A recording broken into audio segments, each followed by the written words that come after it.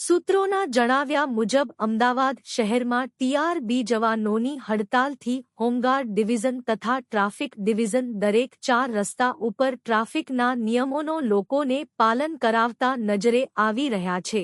બાપુનગર રખિયાલ, સારંગપુર, ગીતામંદિર, કાંકરિયા આ દ્રશ્યો જોવા મળી રહ્યા છે. હોમગાર્ડ તથા ટ્રાફિક જવાનોની આજના દિવસે સારી એવી કામગીરી જોવા મળી રહી છે.